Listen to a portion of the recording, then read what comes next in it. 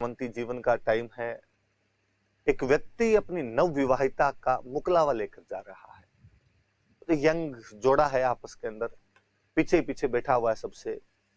युवा जो है दुल्हे की वेशभूषा के अंदर है, मतलब दुल्हे जैसे कपड़े पहने हुए, तलवार है उसके हाथ में।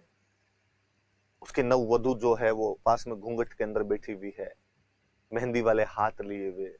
वे सकुचाई हुई सी, बोल भी नहीं रही है वो किसी से, अपने पति से भी नहीं बोल रही है। पहली बार पति के साथ अपने पीहर से ससुराल जा रही है। पश्चिमी राजस्थान के धोरों के अंदर वो पुरानी वाली बसें अपनी मध्यम रफ्तार के साथ चलती जा रही है। अचानक डाकू बस को घेरते हैं और बस को घेरकर बस में सबसे आगे एक सेठ और उसकी बेटी बैठे होते हैं। सेठ की बेटी ने बहुत ज्यादा सोना पहन रखा होता है, गहने पहन रखे होते हैं। मुझे अब भी याद आता है, शायद उस डाकू का नाम तेज सिंह था। और वो तेज सिंह और उसके बाकी जो साथी थे वो उस लड़की को लूटने का प्रयास करते हैं, उसके गहने लूटने का प्रयास करते हैं। सेठ की बेटी चिल्लाती है, चीखती है, मदद के लिए पुकारती है। और हथियारों के सामने बस में से कौन जाए जो उन डाकुओं का मुकाबला करे। पूरी बस को मानो सांप सा सूंघ गया था। सब देख रहे थे इस सीन को, कोई बोल नहीं रहा था। लड़की चित्कार रही थी, बाप छुड़ाने का प्रयास कर रहा था।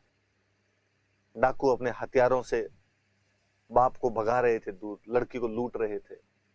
अचानक बस की सबसे पिछली सीट पर वह जोड़ा जो अब तक आपस में भी नहीं बोल रहा था, वह लड़की जो सकुचाई हुई सी बैठी थी, जिसने अपने पति का मुंह अब तक ढंग से देखा भी नहीं था, अचानक अपने पति को कहती है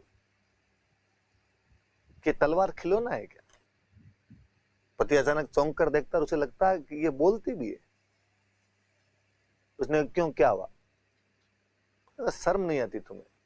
तुम्हारे सामने एक लड़की की इज्जत लूटी जा रही है, गहने छीने जा रहे हैं, तुम हाथ में तलवार लेने के बावजूद चुपचाप बैठे हो। क्या तुम्हारे अंदर का जो कर्तव्य है वो तुम्हें कहता नहीं है कि नारी की रक्षा की जानी चाहिए?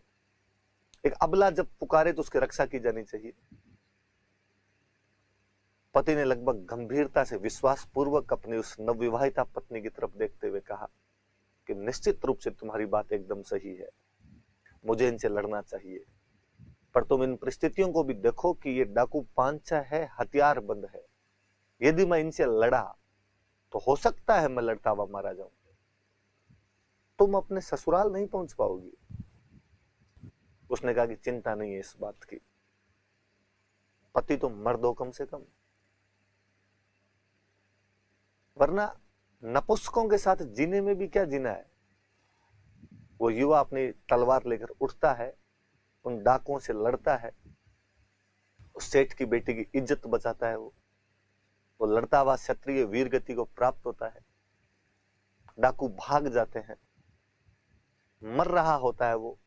सेठ की बेटी उसे अपनी गोद के अंदर लेके और रो रही होती है कि मेरे भाई तूने मेरी इज्जत बचाई है, बोल कुछ तो बोल। लेकिन वो दम तोड़ देता है। वह नवविवाहिता पत्नी जो अभी तक अपने ससुराल नहीं पहुंच पाई थी, वह बेहद युवा लड़की जिसके मेहंदी के फूल अभी तक सूखे नहीं थे, अपने उस वीर पति के साथ वहां पर सती हो जाती है। कवि उन मेहंदी के फूलों की बात करता है जो सूखे नहीं थे, उससे पहले अपने कर्तव्य का पालन करते हुए दोनों स्वर्ग लोक सिधार गए थे। राजस्थान के उस सामंती अतीत का वर्णन करने वाली, राजस्थान की संस्कृति का बखान करने वाली, वाकई पुरुष और महिला दोनों की वीरता को समानांतर दिखाने वाली बेहतरीन कहानी है मेहंदी के फूल। मुझे जहां तक लगता है ये कहानी सुनने के बाद आपको लगा होगा कि हाँ सर हमारी पढ़ी भी है। यदि नहीं पढ़ रखी हो तो पढ़ी जानी चाहिए।